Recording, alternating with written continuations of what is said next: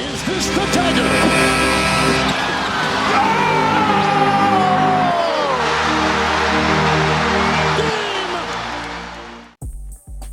G'day guys, JB here. Week 17 of the 25-26 NBA season in the books, the first full week back from All-Star proceedings, and we've really had a couple of teams already find themselves out this early on towards late February and heading into March, and by that I am pretty much putting a lock on it now. I've said most of the year that if you're 10 games back from 500, you will not be a factor in the season. I'm locking that in right now. Teams are going to have around 20 games almost, or 25 games to try and get to 500, and then hope that everyone else falls apart. The maths on that doesn't stack up very highly, and because of that, I'm calling it any team 10 or below right now done, and I don't care whether you're in a play-in tournament or not. There are a few teams this impacts. There are a few teams that are right on the cusp of it. So let's get into it. Let's get into my review for Week 17 of the 25-26 NBA season. Starting with the Atlanta Hawks, they've managed to get a bit of a boost. Concern for Jalen Johnson, who didn't have much game time in his last game of the week. But the Hawks 3-1, they're now 29-31, ninth in the conference, and that's going to be pretty comfortable for them to stay at least in the play-in tournament this year. They've been probably a little bit disappointing compared to where they were earlier in the year, but injuries and some inconsistent play has really hurt them.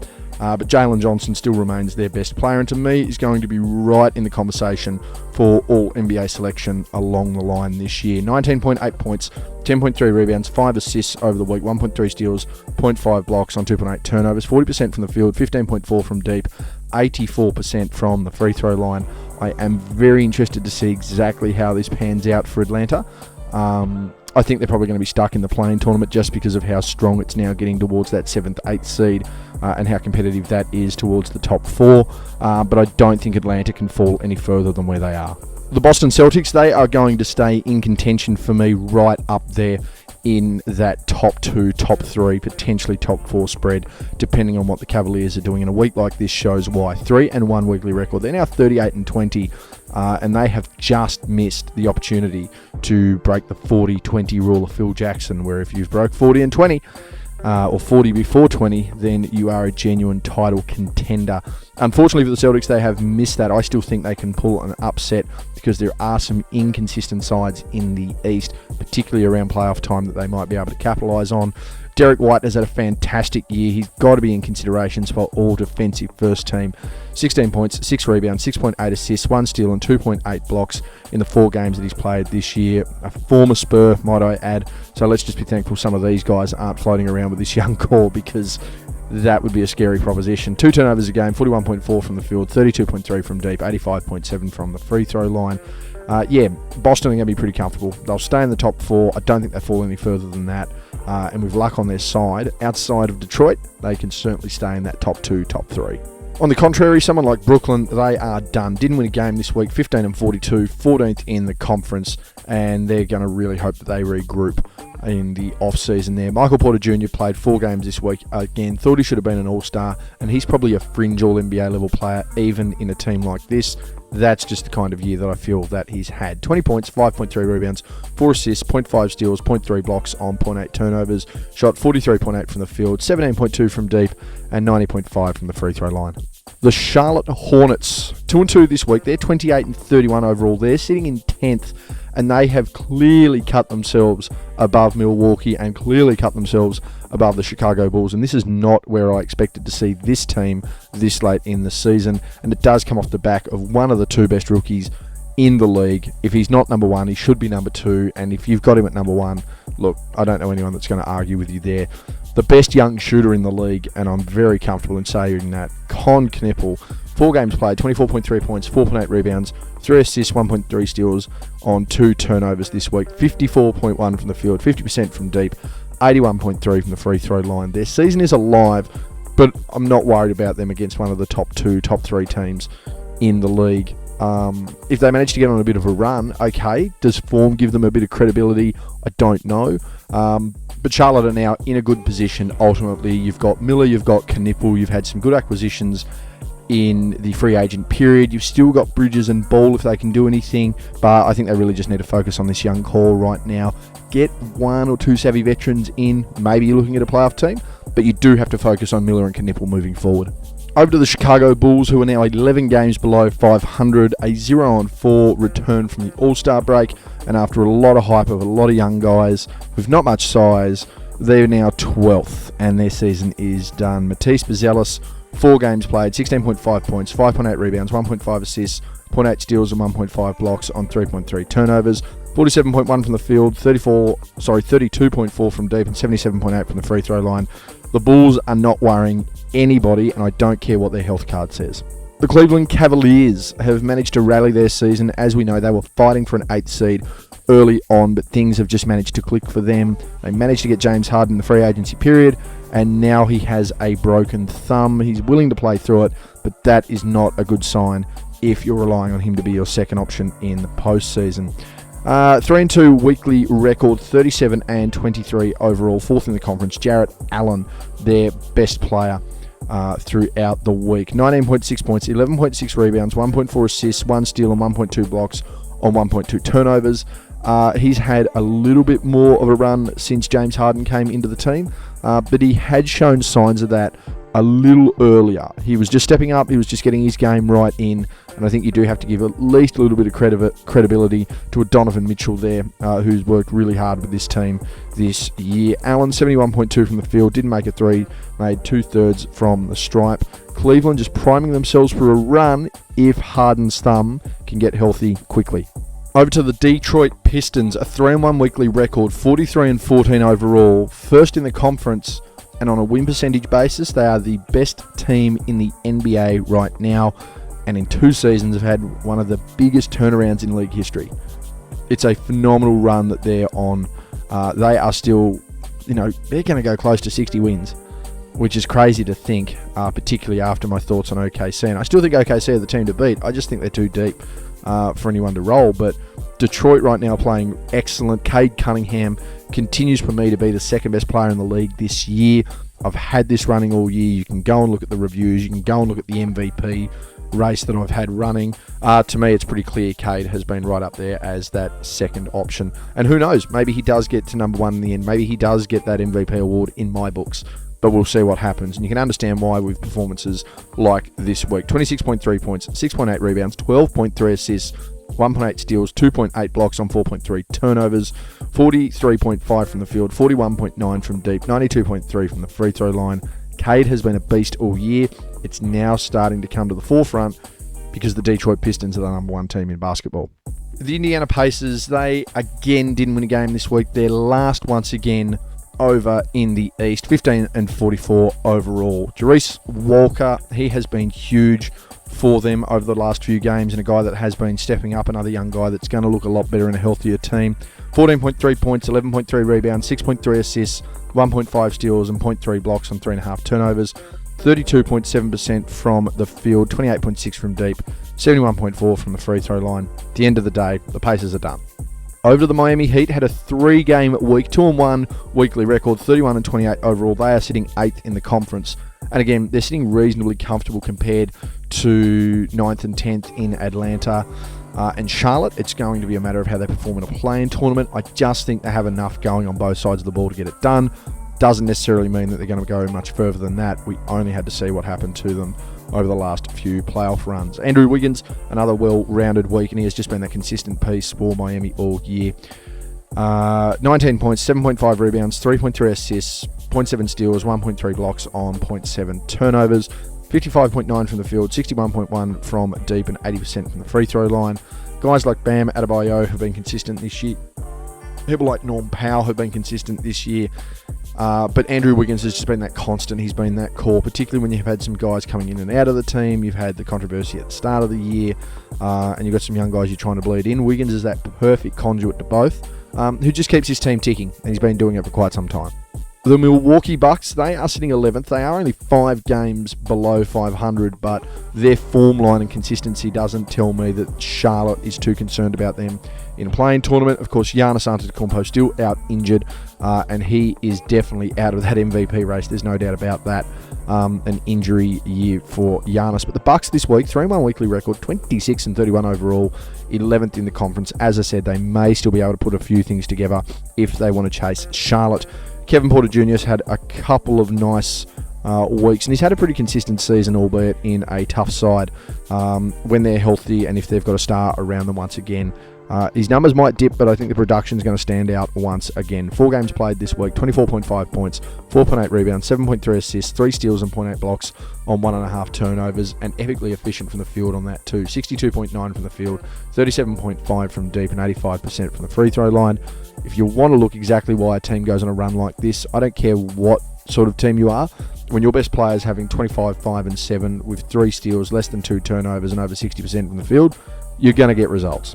To the New York Knicks, a 2-2 weekly record, 37-22 overall, 15 above 500. They're going to be one of those teams looking to get 20 above 500 and really push their case for the top 3 seeds.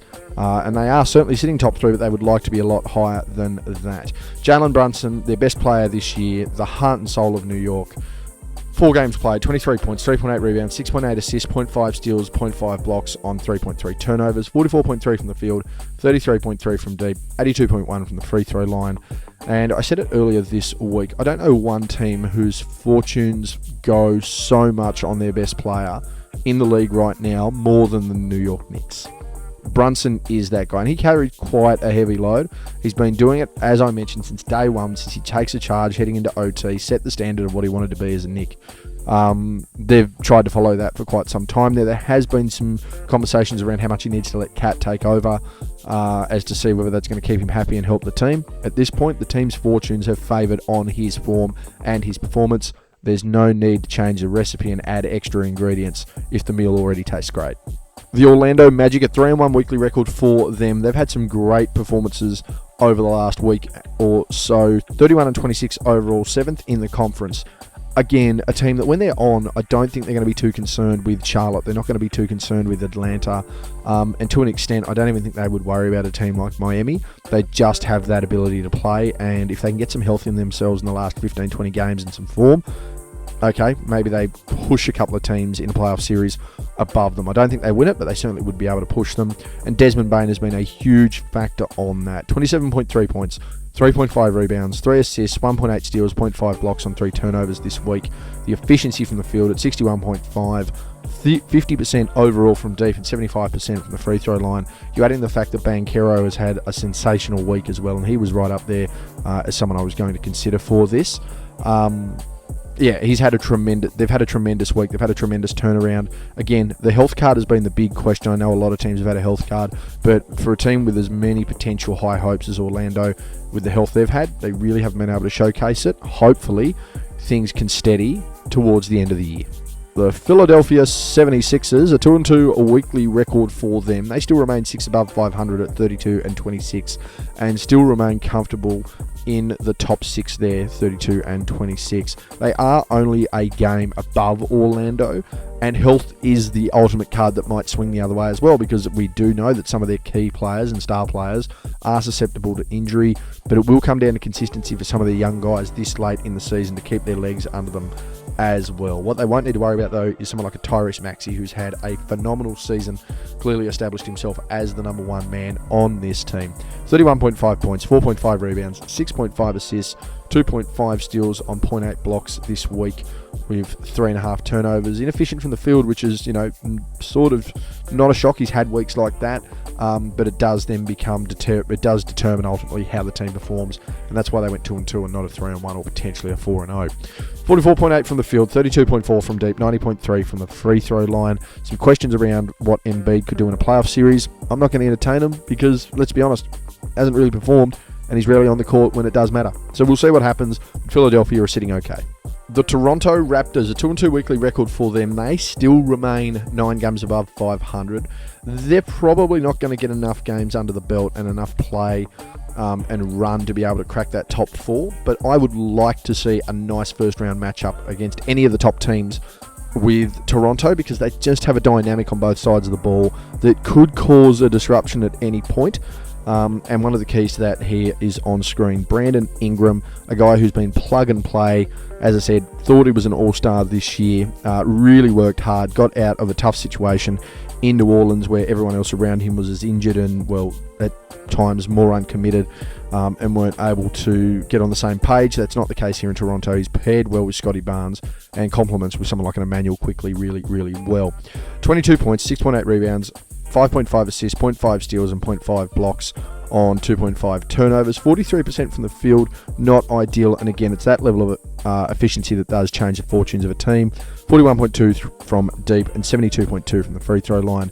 Toronto would be very happy to get a few more wins under the belt, keep some health, and then make it very interesting in the first round. On the contrary, though, we have a team here that is not going to make it interesting for anybody. Doesn't matter where they play them. A 2-2 weekly record for the Wizards. They're 16-41 overall, and they're 13th in the conference. Bilal Coulibaly, their best player this week with 4 games under his belt. 12.5 points, 3.8 rebounds, 3.3 assists, 1.8 steals and 2 blocks on 1.3 turnovers. 48.7 from the field, 41.7 from deep, and 63.6 from the free throw line. I like the efficiency, and I don't mind the splits, but I only don't mind the splits if you're coming in as a rotational player and essentially the 4th option on a squad. The Dallas Mavericks, a 2-1 weekly record for them, and their season is ultimately done. Kyrie Irving shut down Cooper Flagg with some nagging injuries, and they're 15 below 500. They're 12th in the conference. Najee Marshall, their best player this week, and he's had a pretty good season. Nice to see him in a healthy squad at some point. 17.7 points, 4 rebounds, 4 assists, 1.7 steals on 2 turnovers, 48.7 from the field, didn't make a 3, 68.2 from the free throw line. On the other side of that, someone like Denver is 15 games above 500.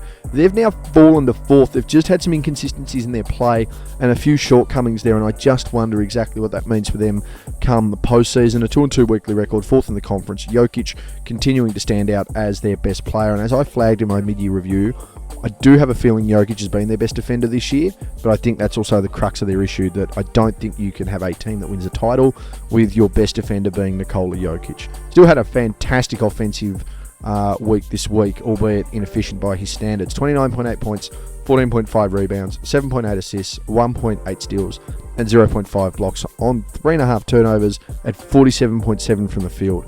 Now, 47.7 from the field, 37% from deep, and 75% from the free throw line. For anyone else would be considered, pretty efficient, particularly if you're a guard.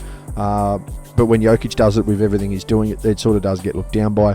But make no mistake about it, he's clearly their best player this year.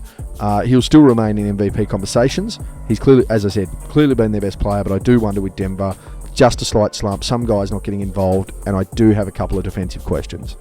The Golden State Warriors, 8th in the conference, 3 games above 500, 2-2 weekly record. And again, it's going to come down to injuries and consistency of players to who's going to be on the floor, because I do just feel some of these guys would be really great role players elsewhere, but when you're trying to, potentially build a contender around, one of the 15, 20 greatest players to ever play the game on his last legs, you're not going to get much out of it, and that's what Golden State are finding here. Guy Santos, their best player, 16.5 points, 6.5 rebounds, 4.3 assists, 1.5 steals and 1 block on 2.3 turnovers. 58.5 from the field, 50% from deep and 90% from the free throw line. I mean, it's good to see these guys getting minutes, getting rotations, getting in amongst it, really showing some production. But from a team perspective, I just don't know exactly where this sits Golden State. I don't know what they're trying to achieve. You had someone like a Kuminga who's clearly come out off the bench for Atlanta ready to go. You've got plenty of other assets that have been around and able to get it done. I know Jimmy Butler's injured, but there's no real direction right now for Golden State saying that they're trying to contend, and don't really see where that direction's coming from.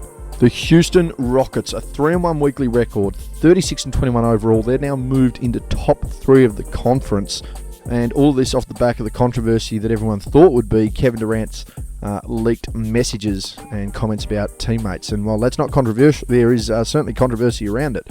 What's not controversial is the results that he's delivered in response to that in those 4 games. 26 points, 5.8 rebounds, 6 assists, 0.5 steals, 1 block on 2.8 turnovers, 50-40-90 splits at 54.2 from the field, 48% from deep, and 93.3 from the free throw line. The question will be whether this team can hold up consistently in 4 separate 7-game series with the way that they can play. Now, offensively, I don't think there's going to be a question. You've got Şengün and you've got Durant. Like, that's as good an offensive 1-2 punch in the league for what they provide from a scoring standpoint. The ability to stretch the floor for their opponents, for their teammates, the ability to pass the ball, that's not a problem. Defensively, I think they've got it as well when you consider Thompson, when you consider Eason.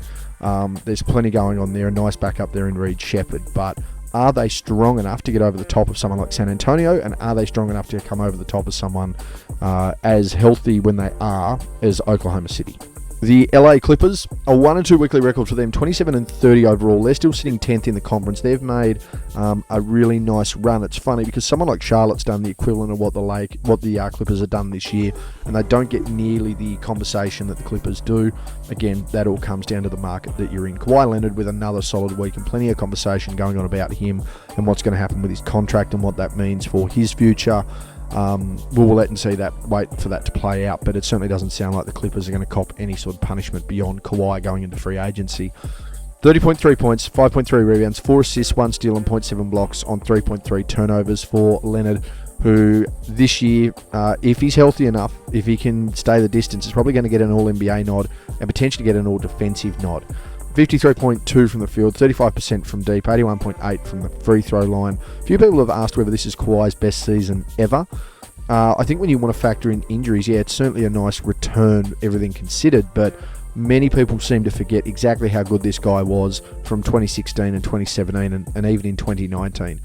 Clearly his 3 best years there, and if you don't believe me, I want you to go back and look at it, and I want you to go and look at the results that came with it. Over to the Lakers, a 1-2 weekly record for them, 34-23 overall. We're not going to see them crack the top 4, and it's going to be very interesting to see exactly what they do as far as maintaining balance in the top 6. I think you'll see them stay ahead of a Phoenix, who have their own concerns with injuries to key players now as well. But from a Lakers standpoint, they had a really rough home run over the last few games, and it sort of has brought into question exactly what this team is going to do. It certainly does scream that they need to try and get a bit more of a rebuild going, particularly with Luka on the team. An inefficient week for Luka, realistically. 28.3 points, 6.7 rebounds, 9.7 assists. I mean, it's a pretty standard Luka Doncic stat line: 1 steal, 1 block, 2 turnovers. But 39.4 from the field will kill any team where their leader shoots like that. 45.2 from deep is nice. And again, 57.7% from the free throw line. Luka is notoriously a poor free throw shooter for the amount of times that he gets there. If he can lift those levels of efficiencies, he needs to worry about defense, he needs to stop whinging, then the Lakers are going to be fine, because the spotlight that he had on Dallas doing that stuff is going to be even brighter in Los Angeles. The Memphis Grizzlies, they're done. They're 21-36, 15 games below, a 1-3 weekly record, just gone. As I said, 11th in the conference, and that will all but do their season. GG Jackson has been really nice for them in patches this year and was really good again this week. 4 games played, 22 points, 6.8 rebounds, 2 assists, 0.8 steals on 1.3 blocks with 3 turnovers. 59.3 from the field and 45% from deep is nice. I'd like to see some improvement from the stripe, 62.5%. But Memphis is done. They've got some good key guys that will be able to make an impact next year, hopefully on a healthier team. But as far as 25-26, they're finished. The Minnesota Timberwolves, 2-1 weekly record, 36-23 overall. And the question will be whether they can make a bit of a run, because right now we're looking at a team that very much has a chance to sneak into the top 4 if they can take advantage of it, which would be really interesting to see. But you also have a team that's on the fringe of having a couple of poor performances, as they're known to have. They slip back into 6th, and they're back pushing uphill moving forward. But a really nice week for them, 2-1, as I mentioned, 5th in the conference, a team that has been to the Western Conference Finals 2 years in a row, and a team that can time their run. Anthony Edwards, the leader of that team, 3 games played this week, 34 points, 6.3 rebounds, 2.7 assists, 1.7 steals on 0.7 blocks, 5 turnovers, really crushing them, and 68.4 from the free throw line, not ideal, but 50% from the field, 38.2 from deep. They've just got some guys that need to try and get into the rotation a bit and really try and make an impact. Once they do that, the depth of their team will be shown once again. The question will remain, can they push potentially to a top 4? Can they time their run to a conference final? Let's find out. Short and sweet here for the New Orleans Pelicans. Despite a 2-1 weekly record, they have had a disastrous season. 17-42 overall, 14th in the conference.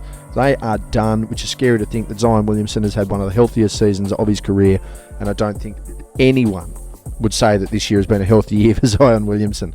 26.3 points, 4.7 rebounds, 3.3 assists, 1.7 steals on 0.7 blocks to go with 0.7 turnovers, 59.6 from the field, perfect from deep, and 76.2 from the free throw line. The talent's clearly there, the ability is clearly there, the discipline is not, and that is exactly what's hurting the Pelicans right now. Over to the Oklahoma City Thunder, who for the first time this year, and for the first time in almost 2 years, are now not the number one team, at least record-wise, in the NBA. They sit second behind the Detroit Pistons, but they have had, well, not only a decent week, but when you consider some of the people that are out, there's no wonder these guys have been losing games. Now, to be fair, they will not set the record that I thought they would set in at least 65 games. They certainly didn't win 75 games. But when you look at the breadth of talent that's out and you look at the depth that this team is still showing, you have to have a case that Oklahoma City are clearly still the team to beat in 25-26. 45-15 overall, so they're 30 games above. Cason Wallace has to be in consideration for All-NBA defensive first team honours this year. He's been huge, and he had a big week this week on both sides of the ball. 19.5 points, 4.5 rebounds, 7 assists, 2.3 steals on 2 turnovers, 49.2 from the field, 45.8 from deep, and 83.3 from the free throw line. There is plenty going on right now for Oklahoma City. I can't wait until they're back healthy again, just to see exactly what everyone else is thinking. The Phoenix Suns, a rough week record-wise, 1-3, still 33-26 overall, 7th in the conference. They're going to be pretty confident about being a playing team if they're healthy, and health is now the concern as Dylan Brooks is out with a broken hand. 4 to 6 week timeline. That will put him right at the peak of the playoffs starting, and I wonder whether you want a player coming back from a health issue straight into a potential playing tournament, let alone a playoff series. But we'll find out. Colin Gillespie, a really nice week for him, but it was just really inefficient overall. Jalen Green back into the team as well, which is handy, but it's just one of these ones there where you really have to be considerate of where Phoenix are at versus what their health is doing. Gillespie, as I mentioned, 15 points, 3.3 rebounds, 5 assists, 1 steal, 2.3 turnovers, 40% from the field, 37.5 from deep, and 80% from the free throw line. I just wonder exactly what they're going to look like health-wise. Can Jalen Green stay healthy? Broken-handed Brooks, he's been your second-best player all year. You just have to wonder what Phoenix are going to do. And they've had a sensational year, but I think it's just going to be a foundational year at this stage to see what they can do in the off-season as far as recruiting anybody, and certainly in the off-season to see where they can get to in 26-27. The Portland Trailblazers, 1-2 weekly record, 28-31, 9th overall in the conference. A team that has flown under the radar most of the year, and that's because they have just consistently plugged away to try and get to 500 or be at 500. Whereas other teams have come from miles back and rallied and got the coverage, and people have just assumed that they've had far better years. But they've had a really nice production here in Portland. Donovan Clingan really stepping up over the last couple of weeks, one of the more underrated players in the league. And you've only got to look at this for a really young big man, exactly what's going on. 16.3 points, 12.7 rebounds, 3.3 assists, 1.3 steals, and 2 blocks on 2.3 turnovers. That is a handy commodity to have sitting on your list right there. 59.4 from the field, 50% from deep, 50% from the free throw line. Of course, we can work on that there. But Clingan has been a really good addition there for Portland. Again, getting through some injury concerns, getting through some of the controversy at the start of the year, and indeed perceived controversy through the middle of the year as well. So I think Portland have built a really nice base. They've recovered compared to where I thought they would be. But again, they just don't get the narrative because they haven't had these big runs of wins to build up their narrative to be close to 500. We now go to the Sacramento Kings, who are still as poor as ever. They are pretty much the worst team in the NBA. 1-3 weekly record, 13-47 through 60 games. DeMar DeRozan, their best player this week, 16.8 points, 1.8 rebounds, 5.5 assists, 1.3 steals, 0.8 blocks on 0.8 turnovers. Oh, how the perceived mighty have fallen. 47.5 from the field, didn't make a 3, and 90.6 from the free throw line. Sacramento suck. Teams that don't suck, though, are the San Antonio Spurs, who are one of the 3 teams, along with Oklahoma City and Detroit, that got 40 before 20 and are on an absolute tear on both sides of the ball. And they're a team that has a winning record against Oklahoma City, and they are a team that needs to probably be taken fairly seriously as an NBA championship contender. 4-0 weekly record, 42-16 for the young Spurs, 2nd overall in the conference, and Victor Wembanyama just continuing to stake his claim as the best defender in the league. There's no doubt about that, but one of the contenders for the most valuable player award. 19.5 points, 12.8 rebounds, 4.3 assists, 1 steal, 5 blocks per game. Adding to that 2 turnovers, and he's been inefficient from the floor at 42.9 from the field and 25% from deep. 82.6 from the free throw line for a guy at 7'5". The Spurs are a scary prospect. I still think that Oklahoma City in a 7-game series are deeper and have more experience, but I would not want to face anyone else if I am in the Western Conference against this Spurs team, because there is a chance that you get rolled and get rolled embarrassingly. And finally, for a team that has been embarrassing, them and Memphis have been the biggest letdowns for what they could have been this year. The Utah Jazz, 0-2 weekly record. They're now 18-40, and this is two teams that were only 5 games below 500 at one point this year. And I'm talking, pushing into December, January space there. 13th in the conference, Isaiah Collier, the best player this week. 2 games played, 20.5 points, 1.5 rebounds, 4 assists, 3 steals, and a block, which isn't too bad until you consider that no one else is playing on the team and the inefficiencies that come with that there. 40.6 from the field and 20% from deep. 81.3 from the free throw line. They've already been done for tanking. No doubt they get done for it again. It's clear that Utah are looking to next season. Anyway, guys, that's been me. That is my Week 17 review for 25-26. Let's see exactly how this begins to unfold, because there are a lot of young teams that are really pushing the button. We've got 3 teams that have met that 40-20 rule. A couple have just fallen short, but nothing substantial to the point where you could absolutely rule them out as a contender. Of course, we've got a lot of teams that are just poor at the moment, whether that's through design or otherwise, which certainly hasn't helped the league, but things are going to start to hot up really, really soon. Anyone contending for a play-in tournament needs to buckle up and go. Anyone that's trying to get out of that play-in tournament into the top 6 needs to go, and there are some decent battles at the top of each table to secure the number 1 seed in their respective conferences. Let's have a look and see how that pans out. Anyway, guys, that's been me. I'm out.